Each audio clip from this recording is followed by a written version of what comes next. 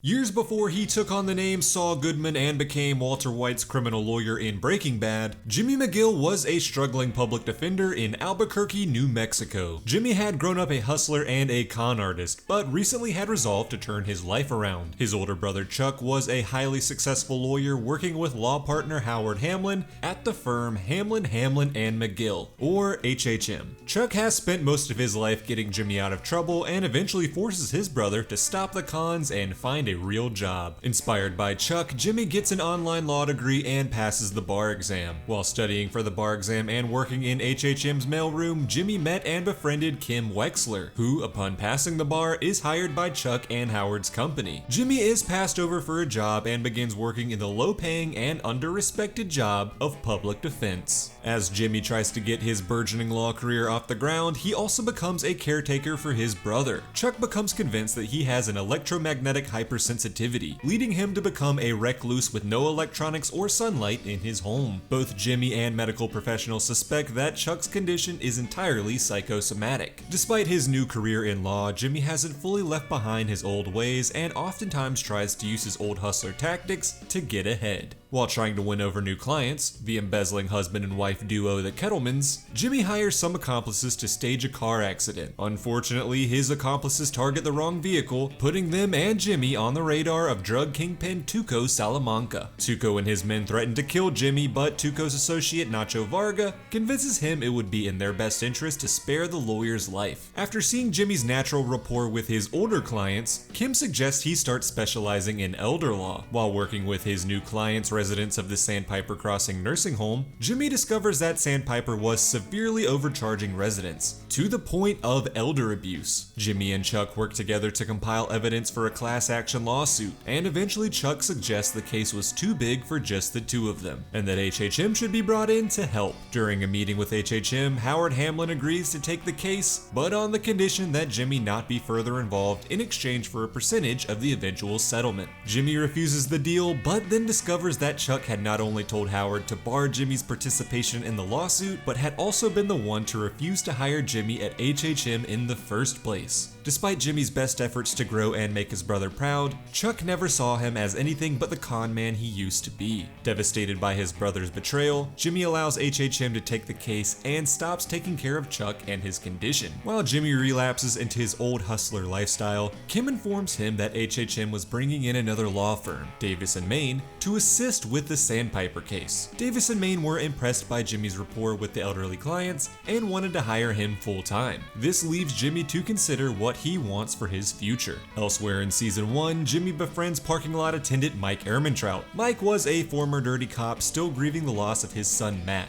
who was murdered by fellow police officers when they feared that Matt would snitch about their corruption. Mike murdered those cops in revenge and was now taking odd jobs on the side to provide for his daughter-in-law Stacey and granddaughter Kaylee. One such job sees Mike working as hired muscle for a pharmacist named Price, who sells pills to Nacho Varga. I want to cut in real quick and tell you about the best way to watch the final season of Better Call Saul. If you're like me and you live in the United States, new episodes of Better Call Saul are an AMC exclusive. So unless you want to sign up and pay for another streaming service, you're going to have to wait up to a year to watch the final season on Netflix. That is, unless you have NordVPN. With NordVPN, you can change your internet's virtual location and browse Netflix libraries from different countries. Different regions have different libraries. So if you switch your location to somewhere like the UK, you can watch the final season of Better Call Saul every week as it airs. No new subscription service, no year-long waits. And there's a lot of other great shows you can watch on Netflix in different regions that aren't available in the US, like Rick and Morty, Friends, and even The Office. So don't sign up for another streaming service, sign up for NordVPN. And the streaming thing is just the cherry on top of NordVPN's other great features. They protect and encrypt your personal and private data, so you can go online with no risk of annoying ads, trackers, or malware. It's also the fastest VPN on the market, so you don't have to worry about internet speeds or throttling. So sign up for my exclusive deal at nordvpn.com/chilltv for 73% off your new plan. It's risk-free, there's a 30-day money-back guarantee, and the link is in the description. Now let's get back to the recap. In season 2 of Better Call Saul, Jimmy and Kim grow closer together, and he even shows her how to run a basic con to have a stock trader buy them expensive drinks. Kim enjoys the thrill of the con and winds up spending the night with Jimmy, while also convincing him to accept the offer of working for Davis and Maine. When the police start investigating Price and Mike asks for Jimmy's assistance in exonerating him, Jimmy uses some unconventional means to clear Price's name. This upsets Kim, as Jimmy's unethical actions could cost him his new job at Davis and Maine, and since she recommended him for the job, his actions could reflect negatively on her. When Jimmy decides to run a commercial to draw in new Sandpiper clients without first getting permission, his bosses at Davis and Maine reprimand him, while Howard and Chuck punish Kim by demoting her. To win back her boss's favor, Kim manages to secure a large new client, Mesa Verde Bank, but despite this success, Kim still isn't treated with the respect she deserves. Jimmy becomes frustrated with the straight and narrow life of Davis and Maine and orchestrates his own firing so that he can start his own law firm with Kim.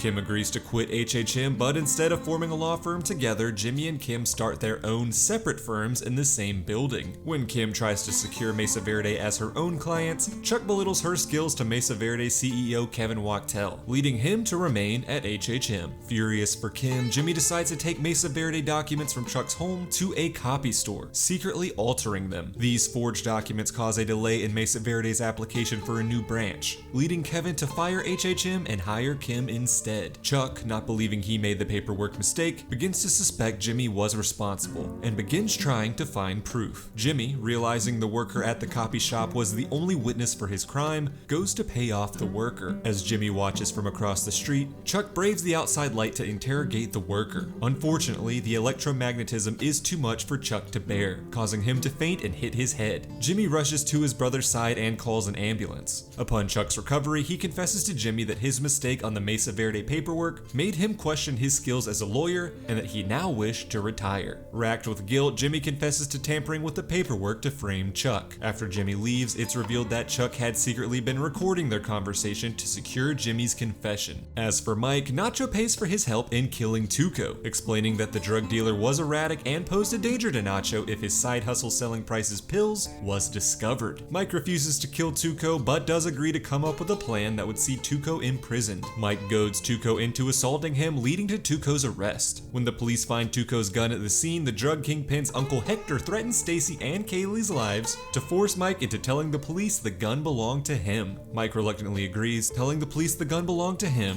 which ensured Tuco a lighter sentence. In retaliation for the threats made against his family, Mike begins targeting Hector Salamanca's drug shipments, stealing $250,000 from one of Hector's trucks and leaving the driver tied up. Mike hoped this would draw the attention of the authorities toward Hector's drug operation, but Nacho informs him that Hector had the scene cleaned up and planned to execute the driver. This leads Mike to try to take matters into his own hands, buying a sniper rifle to assassinate Hector with. But before he can take the shot, an unseen stranger leaves Mike a simple one-word message: don't. In season 3, Chuck is reacclimating himself to the outside world and planning his return to work, all the while scheming on how to use Jimmy's recorded confession to take him down. Howard suggests that the confession has no legal value, but Chuck has his own secret plan, orchestrating for Kim to discover the tape's existence. Kim takes on Jimmy as a client to give them attorney-client privilege, then informs Jimmy that Chuck had set him up. Despite her pleas for Jimmy to stay calm as the taped confession couldn't legally be used against him, an angry Jimmy breaks into Chuck's home and destroys the tape. But this was all a part of Chuck's plan, as Howard and a private investigator reveal themselves, having witnessed Jimmy breaking into Chuck's home to destroy evidence. And so, Jimmy is arrested. Chuck convinces the prosecutor not to pursue criminal charges against Jimmy, but instead force him to submit a confession of his crimes to the New Mexico Bar Association, which would potentially lead to Jimmy's disbarment. And so, Kim and Jimmy prepare for a legal battle against Chuck. Kim and Jimmy's legal strategy is primarily focused on discrediting Chuck by exposing his psychosomatic electromagnetic sensitivity. While Chuck is taking the stand to give his testimony, all of the lights are turned off and all electronics are removed from the room.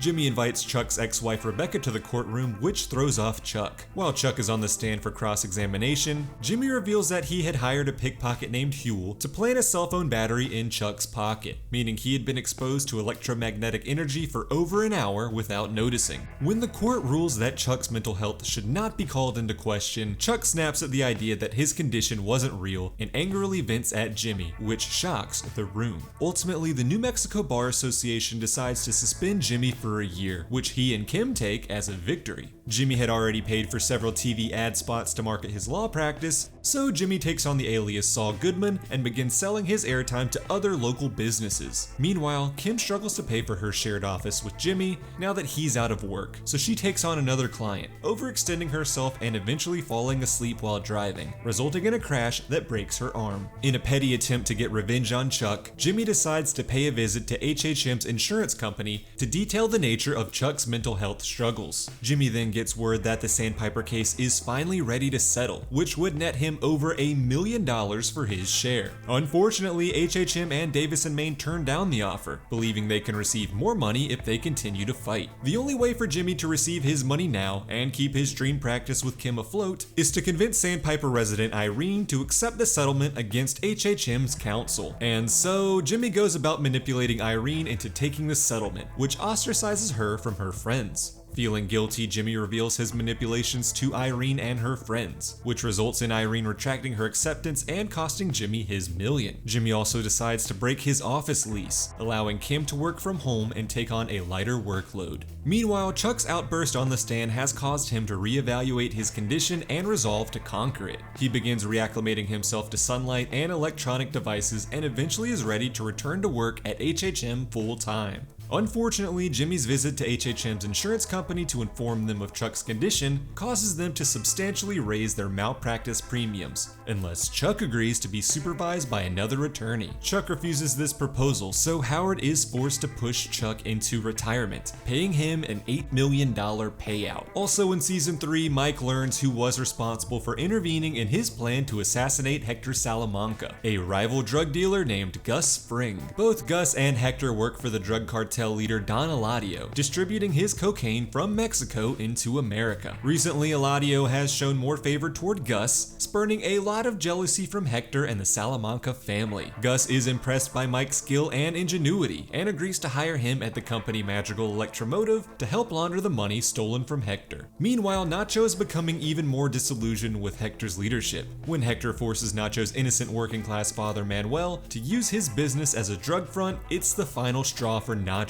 Nacho replaces Hector's heart medicine with empty capsules, hoping it would lead to a heart attack and death. During a meeting between Gus, Hector, and their associate Juan Bolsa, Hector is informed that Don Eladio wants the Salamancas to use Gus's trucks to smuggle drugs into America. This enrages Hector, who then suffers a stroke. To avoid any suspicion, Nacho then replaces Hector's fake capsules with his real medicine, which Gus takes notice of. As the season comes to a close, Chuck has been defeated and humiliated, costing him the career he loved so much. He relapses in his electromagnetic hypersensitivity and begins destroying his own home, then intentionally sets his house on fire while he's trapped inside. In season 4 of Better Call Saul, the death of Chuck seems to be hitting everyone hard except for Jimmy. Howard, unaware of Jimmy's insurance manipulation, blames himself for Chuck's suicide, having pushed him out of HHM. Jimmy happily lets Howard take the blame and continues to go about his life business as usual, which greatly concerns Kim. In his year of suspension from practicing law, Jimmy uses his alias Saul Goodman to sell burner phones to criminals. Kim takes a job working at Schweikert & Coakley, allowing her to handle the Mesa Verde account, which bored her, and pro bono defense counsel work, which excited and inspired her. Meanwhile, Mike is pulled further into business with Gus, and is placed in charge of overseeing the top secret construction of an underground meth super lab. Gus hires German engineer Werner Ziegler and his team to construct the lab, but if the Salamancas or Don Eladio discovered his business plans, it would be a disaster. Speaking of the Salamancas, Gus hires the best medical team to keep Hector alive. As Hector's mind recovers, Gus sends away the medical team, trapping the elder Salamanca in his own body as torture. Gus also informs Nacho that he was aware of his involvement in Hector's stroke, threatening to expose him to the Salamancas if Nacho didn't agree to secretly work for Gus. The Salamancas then send Lalo Salamanca to run the business in Hector's absence. He takes on a much more hands-on approach to the business, causing a great deal of stress for Nacho. Lalo gives his uncle Hector a bell to help him communicate and begins looking into Gus's operations to restore the Salamancas to top favor.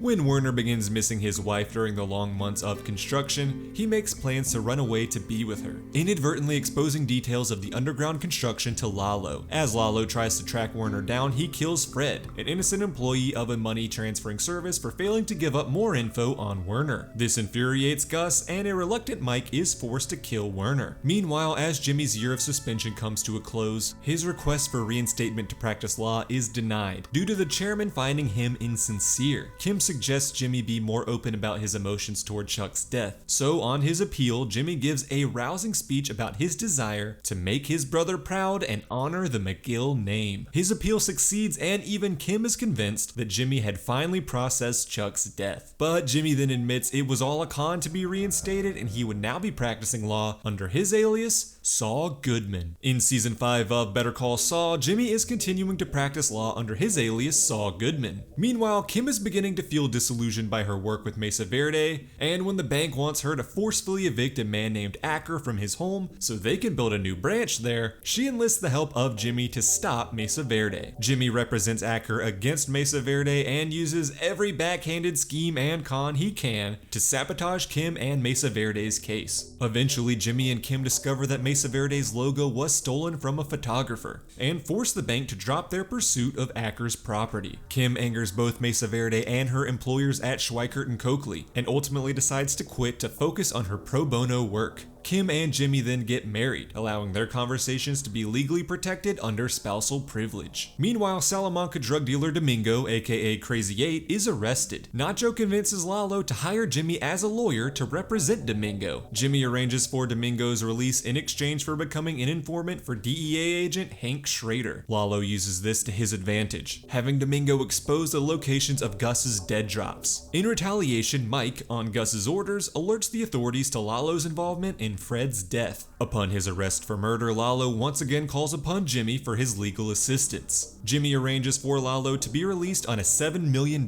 bail. The only problem is Jimmy would have to pick up the money and deliver it himself. In exchange, Lalo offered to pay him $100,000. And so, against Kim's concerns, Jimmy heads out into the desert to pick up 2 bags filled with money. On his way back, Jimmy is confronted by armed gunmen who attempt to steal the money from him. Jimmy and the money are rescued by Mike, but when all of the vehicles are destroyed, Jimmy and Mike are forced to make their trek home on foot. Upon finally reaching civilization, Jimmy and Mike part ways. Jimmy posts Lalo's bail and returns home to Kim, seriously traumatized by the ordeal. Jimmy tells both Lalo and Kim that his car broke down, forcing him to walk home alone. This acts as a cover for his friendship with Mike and therefore his association with Gus. Kim discovers the truth when finding a bullet hole in Jimmy's coffee mug, and Lalo investigates Jimmy's car to similarly discover bullet holes. When Lalo arrives to confront Jimmy over his lies, Mike rushes to the scene with a sniper to protect his friend. But Mike wasn't needed, as Kim fearlessly stands up to Lalo, insisting that random passerbys could have shot up Jimmy's car after he abandoned it, then berates Lalo for not trusting Jimmy despite getting him out of jail for murder. Lalo accepts this explanation and leaves. Lalo retreats to his home in Mexico, bringing Nacho with him. Lalo introduces Nacho to Don Eladio, who approves of his business plans. While in Mexico, Gus calls on Nacho to assist in his plans to assassinate Lalo. Gus would send in a team of killers. Nacho just had to let them in. And so Nacho opens Lalo's gates to allow the assassins into the compound, then flees the scene. Lalo is able to fend off his attackers, killing all but one, then forces the survivor to inform Gus that Lalo had successfully been killed. As the season comes to a close, Kim suggests that she and Jimmy try to sabotage Howard's career in order to force the Sandpiper settlement. This would provide a very generous payout to them both, allowing them to focus on the legal defense work they felt called to. Jimmy is hesitant to the idea and begins to fear that his scheming conman ways had finally begun to corrupt the morals of Kim Wexler. Also, throughout the series of Better Call Saul, we catch glimpses into the future of Jimmy McGill and his life following the events of Breaking Bad. After the DEA begins looking into Saul Goodman and his involvement with drug kingpin Walter White, Jimmy hires a man named Ed to help make him disappear, giving him a new life as the manager of a Cinnabon in Omaha named Gene Takovic. Gene reflects on his glory days while living a secluded life without many connections, fearful that his past will come back to haunt him. His worst fears are realized when a taxi driver recognizes him as Saul Goodman. Gene considers once again having Ed disappear him, but instead resolves to handle the situation himself.